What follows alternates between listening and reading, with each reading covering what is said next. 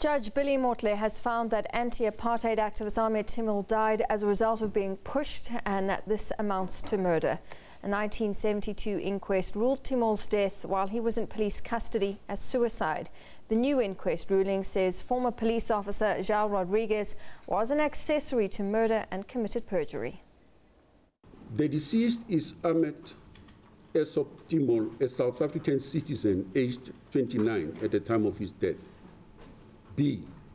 The cause of death is massive head, brain and chest vital center damage and compromised respiratory injuries. C. The date of death remains unchanged, 27 October 1971. D.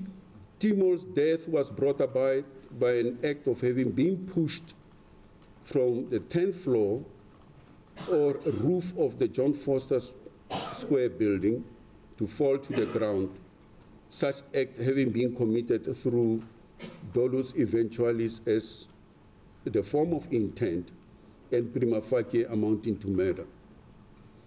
There's a prima facie evidence implicating Gloy and Van Niekerk, who were on duty and interrogating Timol at the time he was pushed to fall to his death. Rodrigues, on his own version, participated in the cover-up to conceal the crime of murder as an accessory after the fact, and went on to commit perjury by presenting contradictory evidence before the 1972 and the 2017 inquest. He should accordingly be investigated with a view to his prosecution. In terms of Section 17A3C of the Act, the record of proceedings is hereby submitted to the Director of Public Prosecutions. Meanwhile, Judge Mothle made some recommendations following that verdict. Recommendations. The 2017 reopened inquest, the first of its kind in South Africa, has revealed a number of lessons to be learned. Of importance is that all branches of the state have to ensure that the boundaries set by the Constitution for the respect of human rights and dignity should never be crossed.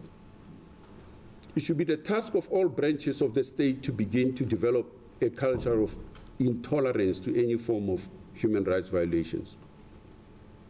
One of the drawbacks with this reopened inquest is the fact that the reopening came late in the day when most of the members of the security branch involved in the interrogation of Timol and the investigation thereof had passed on.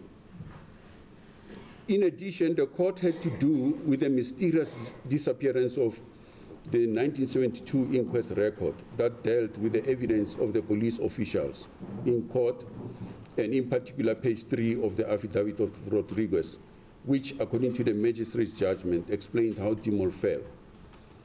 Consequently, the key witnesses who would have been called to testify in regard to the events preceding the fall were not available.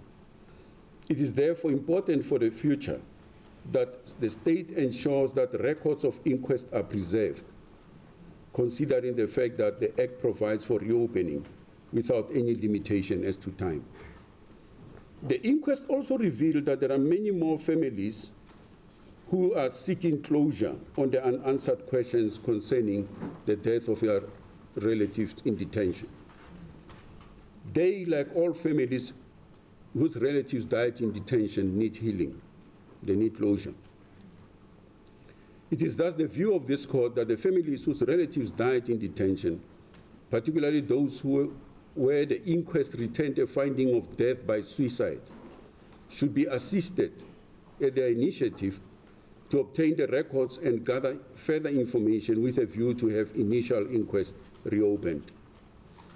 The Human Rights Commission, working in consultation with law enforcement agencies, should be sufficiently resourced to take on this task. Well, following this judgment, Timol's brother Mohammed said today's verdict was important for all those who suffered political detention. We believe that this is the beginning to uncover all those people who were subjected to the most brutal death at the hands of the security police. We have here the brother of Matthew Malibane, who was killed in 1977 at John Foster Square, and his body was thrown from the 10th floor of John Foster Square. His brother is here today, and his father is 93 years old, would also want closure. And we hope that the NPA will begin to pursue these matters.